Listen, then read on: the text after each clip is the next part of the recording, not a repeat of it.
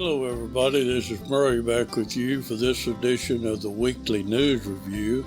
I'm flying solo this evening because my buddy Hans, my co-host, is on vacation.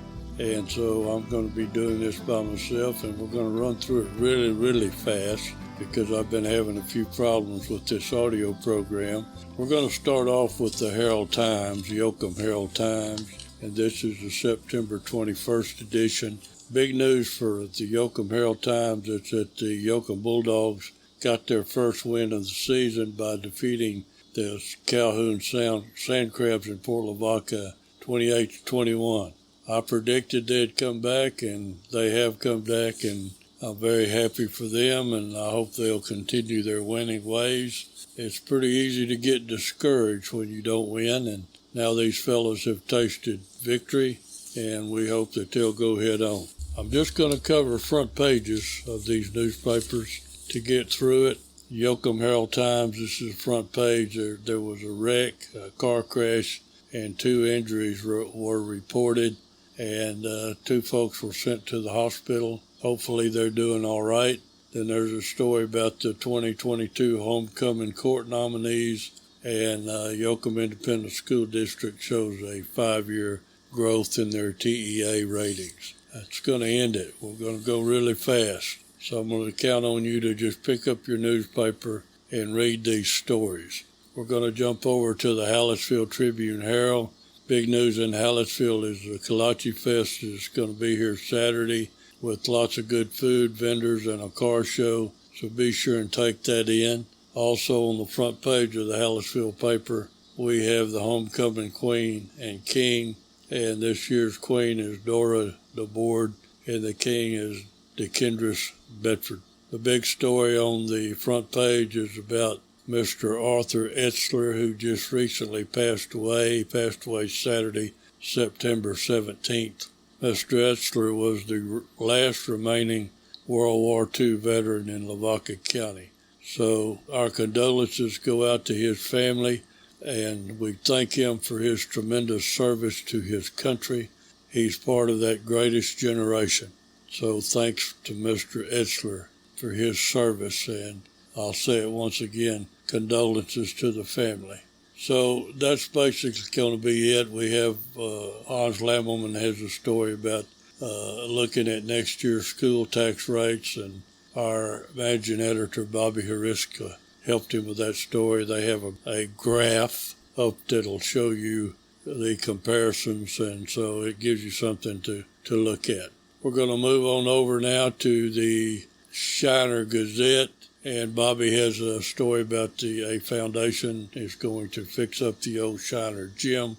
We also have a picture of Courtney Tush and Joshua Bordenden are the homecoming queen and king and queen for St. Paul. So basically just check those stories out, and then on the inside there's the 2 St. Paul football sweetheart, Ashlyn Pesic, and Jacob Siebert is a St. Paul High School cheerleader beau.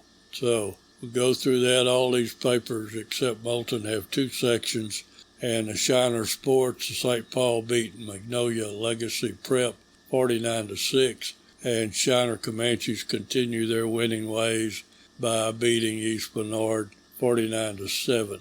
And Mark Luby, the sports writer, has got some more stories about the Lady Comanches winning their home meet and about St. Paul volleyball. Lady Cards beat A.W. Austin Waldorf in 3 sets. So check out the sports by Mark Luby, and don't forget the classifieds. Don't forget to check out the LavacaCountyToday.com website. There'll be stories you'll see there that didn't make it in the paper. I have one about the little come and take it cannon, and Dr. Pat Wagner, who found the cannon and authenticated it. And that story goes pretty well because the come and take it event takes place weekend after next up in Gonzales. We're going to end it now by wrapping up with the Moulton Eagle. And in the Moulton Eagle, the big story is about a city councilman that walked out during a meeting and you'll just need to read that story to find out the details.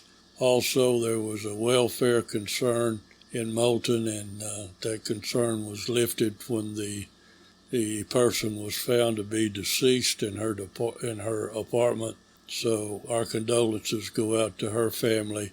And the other big story in Moulton is about Carmen Tinajero and her new food truck business. Expert in tacos, and that's something that most of us really like. And so we look forward to people in Moulton supporting her new business.